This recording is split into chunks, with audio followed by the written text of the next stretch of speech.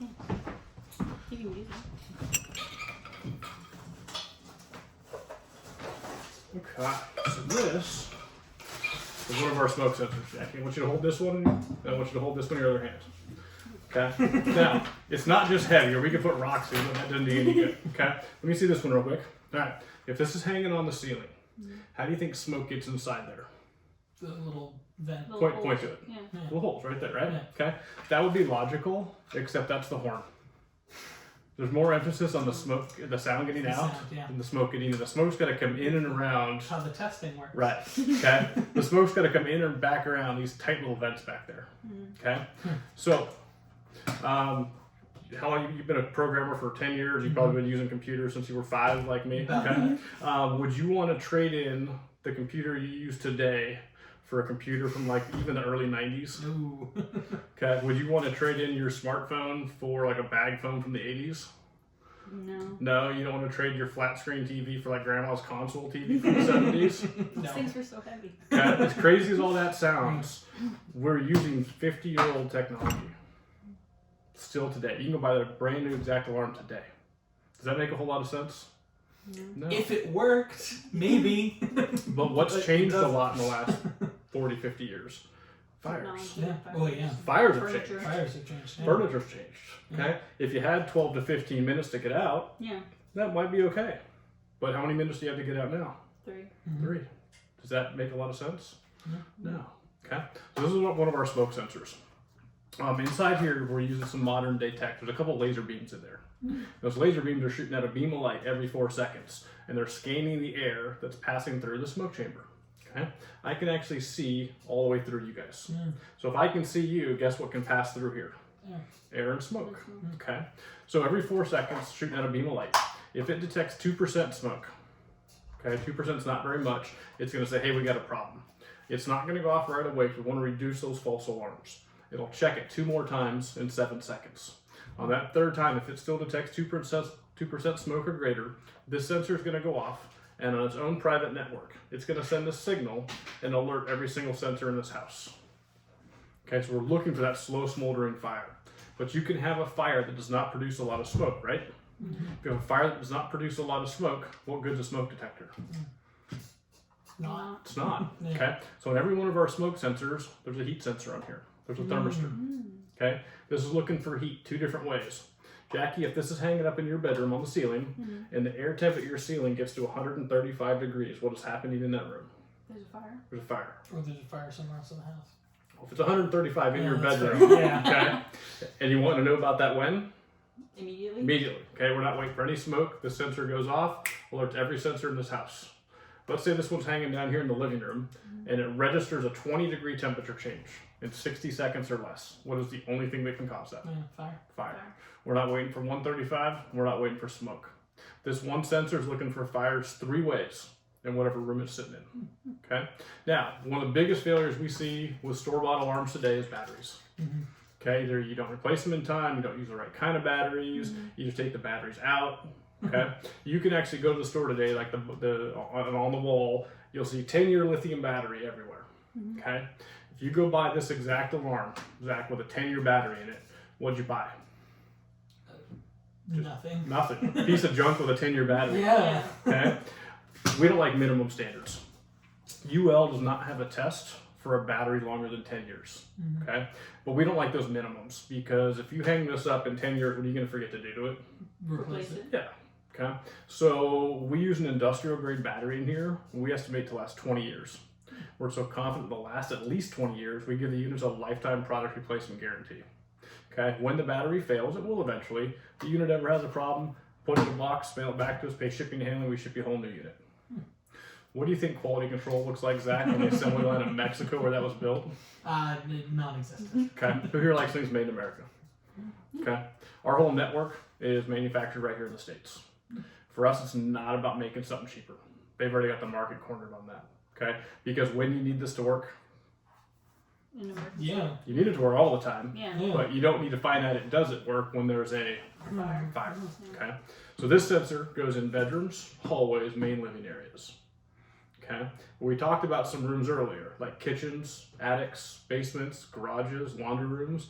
Those are all places where fires do what? Could start. Could start. But code says put smoke detectors in bedrooms and hallways. So where does the fire have to be for that to work? Bedroom or home. When would you rather find that about? Immediately. Yeah. Immediately. Okay. So this is a heat sensor. Okay. Okay. What's it missing on the outside there, Jackie? Doesn't have any vents. Oh, my, I can't see. There's no vents. All right. So Yeah. that is not looking for any smoke. It's only looking for heat. Mm-hmm. So that's designed to go in all those inclement areas. Right, the attic where it's really hot in the summer and really cold in the winter. In the kitchen where when you're cooking, you don't need it to go off to let you know the food was done. The food was done like 5 minutes before. Okay, so in the attic, it's dusty, dirty, it's hot, it's cold. All right, in the middle of summer, it's 100 degrees plus up there. In the winter, it's freezing or less. Okay, and so we could actually adjust that depending on where it goes in the house. So in the attic, we'd adjust it up to 175 degrees. So it doesn't go off from that ambient temp. But if it's 175 degrees in the attic, Zach, what's happening? Yeah, nothing good. Nothing good. There's a fire. And when you need to know about that fire? Immediately. Immediately. That sensor in the attic's going to go off and send a signal and alert every single sensor in this house. All right, that can go right in the middle of the kitchen. We'd adjust it down to 117. Okay, you do not need to go every time you know every time you burn toast or cook bacon, but you do need to know if there's a heat fire. A fire. Okay, so the way to think about fire detection is if there's a room you think you can have a fire, when do you want to know about it? Immediately. Do you want to wait for the fire to go find the detector somewhere in the house, or do you want to know about it in the room it started in? Room it started in. Okay. These heat sensors go everywhere you want to know about a fire. You just can't put one of these. Now your garage is detached, but it's still pretty close, right? This heat sensor can go out in that garage. And if there's a fire in that garage, that heat sensor is going to go off and alert all the sensors inside this house. They can link up together up to 200 feet apart. Nice. Okay. So there's one other deadly killer we have in our house. Do you guys know what that is? Carbon monoxide. Carbon monoxide. Okay. Carbon monoxide is tasteless, odorless. It's undetectable by humans. Okay. When you get nausea, achy, dizzy, those are all symptoms of what? Lots of things. But the flu. Yeah. Okay. And when you get the flu, what do you want to lay down and do? Sleep. Take a nap. Well, if it's carbon monoxide poisoning, it could be the last nap you guys take. Okay. How do you guys heat the house? What's your fuel source? Natural gas. Yeah. Natural gas. Okay. So carbon monoxide is a byproduct of a fuel burn. All right. So if it's not burning correctly, that CO can be coming back in the house. If your natural gas leaks, you'll smell it. It's got that. They put that smell in there. Okay. If it's CO though, you won't smell it. There's nothing to smell. All right. Vehicles produce carbon monoxide, generators, appliances, heating sources. Even homes that are heated 100% with electrical can still get carbon monoxide. Do you know how? Fires. Oh, sure. There's lethal amounts of carbon monoxide. Okay. RCO detectors tied into the network. So it doesn't matter where in the house this is at. Okay. If this detects CO, it's going to send a signal and alert every sensor in this house that there is CO. RCO detector is actually designed to go off at least twice as fast as any other CO detector on the market. Okay. Let me show you how to press that button for me one time. So these are 100 decibel piezo horns. They're loud. Yeah. These are about 85 decibels, the ones you get in the store. But you don't have to hear just the one because they're all going to tell us that there's a problem. All right, that red triangle coupled with that 4-pulse beep is the sound for carbon monoxide. Now, heat and smoke are different. Okay, Jackie, press that smoke button for me one time. So 3-pulse beep, red flame icon. They all then alert. Okay. Now, as loud as those are, guess what? That's not the best sound for doing.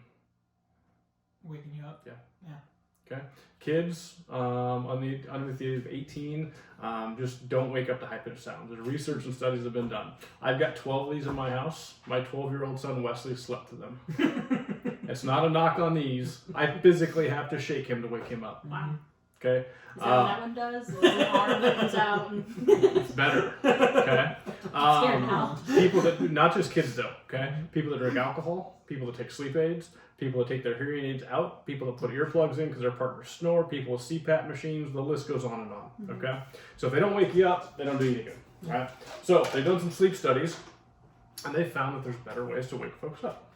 This is a mattress shaker. It goes between your bed and your box spring. This is a 520 hertz square wave horn. Guess where that sits, Jackie? It's right next to your ear. Yeah, it's 85 decibels at your head, but it's also a different tone. Okay, it's a lower pitch sound. It sounds like a foghorn. Okay. Now, if every one of these sensors is going off, what do you need to know next, Jackie? Why? Okay, why? Where? Yeah. Okay, remember, it was one of the two things we need to know. We got to go off quick, but we also need to know where it's at. Yeah. And so if you get to any one of these white buttons, it'll silence the entire network except for one. Oh, Interesting. and then you can figure out where it's coming Yeah. from. Which one do you think is still going to be going off? The one where the incident is. Yeah, the point of origination, so you can listen. Alright. Came in the house, I'm not responsible for it. So, hold your hand on that, hold it on the table there. So, when I take this little chamber, those laser beams get confused. Alright, so, give it a sec here. So, these are actually so loud, they're hard to talk over. Okay, so I have to press that button one time. Alright, both these go quiet. The only one still going off is which one? Yeah, the one the fire's at. So you can listen and pinpoint and know what direction it's coming from. Okay?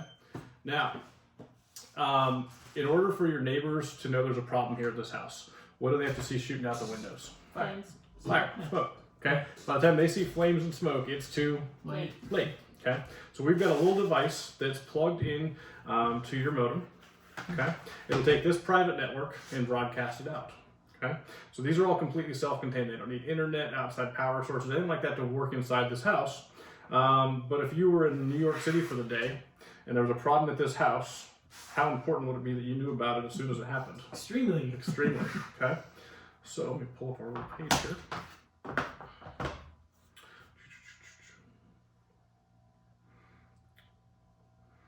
So we call it the peek-in feature. Okay. And so this is your guys' house, a little mock representation. All right.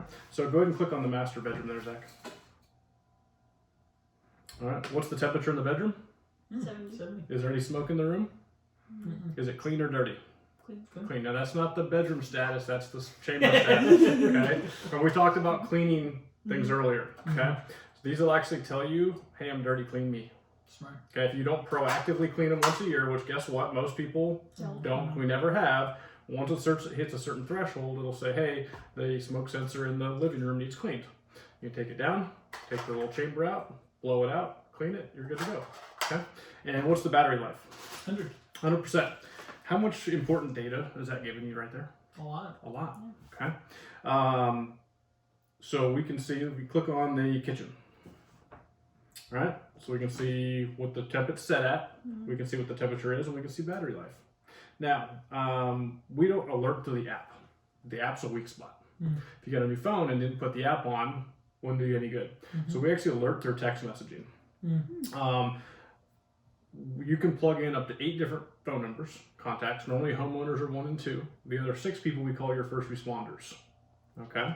And the way it works is if there's a network activation at this house, everybody gets a text. Okay, it'll say, Zach, smoke was detected by the smoke sensor in the living room. Okay, it'll say heat was detected by the heat sensor in the attic. Okay, so even if you guys didn't get the text that you had 6 other people loaded in there, right, if you guys can't respond, guess who can? Somebody else. Somebody else can. Okay, have you guys ever had a water leak in any house you've ever been in?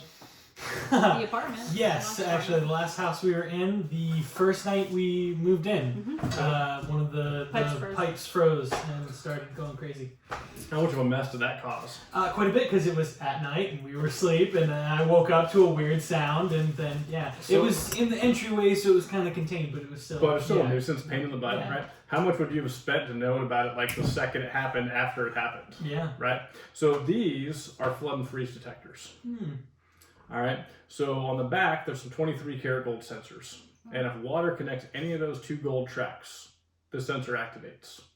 So if you guys are sleeping upstairs and your washing machine down here starts leaking, okay, when do you want to know about that? Immediately. Because by the time you walk down at 6 a.m. and go slosh, slosh, slosh, you got more problems than just some water, don't you? Okay. So these go underneath sinks, behind toilets. Washing machine hoses are expected to fail within 8 years. Hot water tanks are expected to fail within 12. Okay. Now it gets cold out here. You guys already had freezing pipes. Okay. These are also freeze detectors. So the same technology we use to detect heat, we use to detect freezing temps. So let's say you guys go to Jamaica in January and go get some fun in the sun, and you got a text message stating that the air temp in this house was 40 degrees. What's not working? The heating. The heat's not working. Okay, and what are your pipes getting ready to do? Freeze.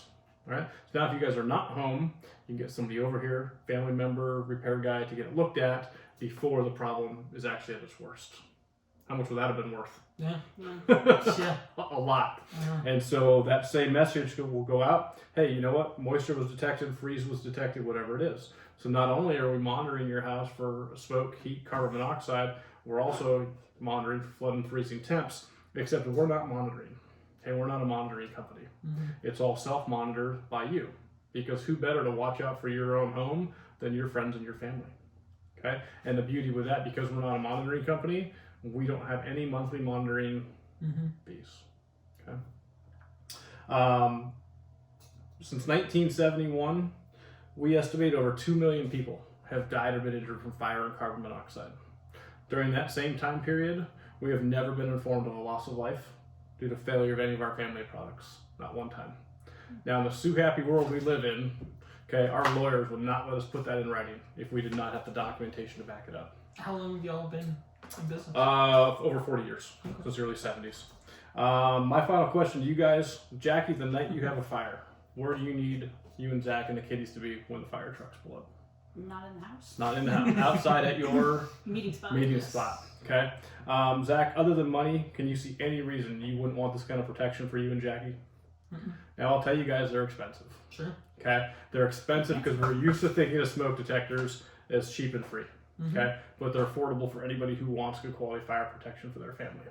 I've shown you guys everything you need to know about the network, except for where in the house they need to go. And if you guys ever did decide to get them, how you can get them. If you want to take me for a quick walk to the house, we can talk about where they need to go, and with some more information, we can go from there. Cool. Sound good? Yeah. Cool. What'd you learn today, Zach? Fires are deadlier than I thought. And cheap furniture sucks. Cheap furniture sucks, and what sucks even more? Well, I was gonna say that there's cheap even fire alarms. alternatives to cheap fire alarms. Right. I'll be honest, I just thought this was